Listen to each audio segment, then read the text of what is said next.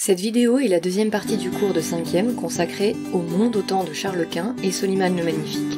Elle est à écrire à la suite des exercices.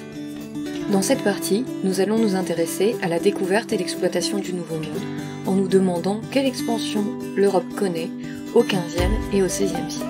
Les Européens cherchent à rejoindre les Indes. Qu'est-ce qui peut bien les attirer là-bas? L'Inde regorge de nombreuses richesses, mais en particulier des épices.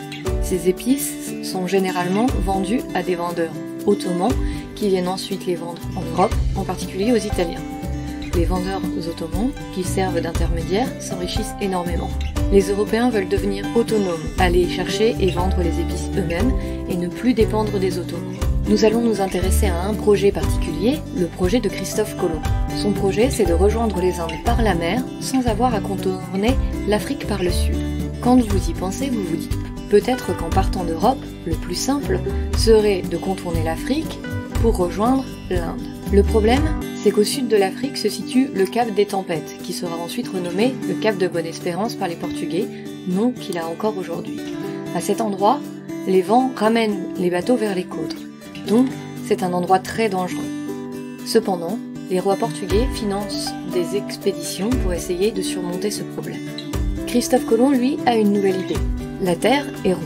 Donc si Christophe Colomb part d'Espagne et traverse l'Atlantique, il doit se retrouver en Asie et parvenir à arriver en Inde. Christophe Colomb est italien, il vient de Gênes, c'est une ville du nord de l'Italie. Mais son expédition sera financée par des rois espagnols, Isabelle et Ferdinand d'Aragon, qui sont en compétition avec les Portugais pour savoir qui sera le premier à atteindre les Indes par la mer.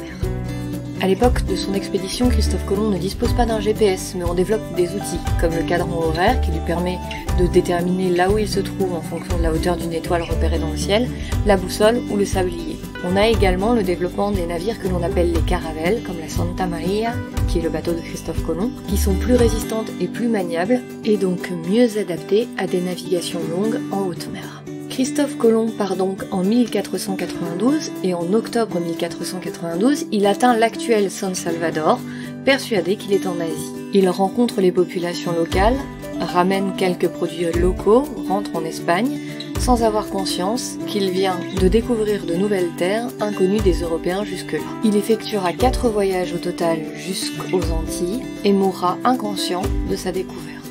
Les voyages de Christophe Colomb veulent cependant inciter d'autres pays d'Europe à envoyer des navires dans cette direction.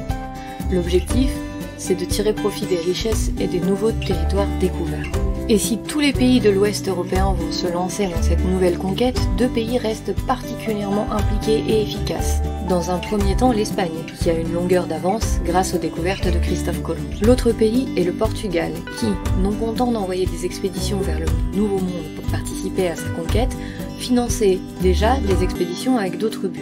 Vasco de Gama sera le premier à atteindre l'Inde en contournant l'Afrique et en dépassant le cap des Tempêtes. Et l'expédition de Fernand de Magellan, qui se déroule de 1520 à 1522, sera la première à réussir ce que l'on appelle une circumnavigation, c'est-à-dire un tour du monde. Même si le capitaine Magellan meurt au cours de l'expédition, ses bateaux, enfin un de ses bateaux, rentrera au port. À la suite de cette partie courte, vous aurez à faire un exercice sur l'expédition de Magellan.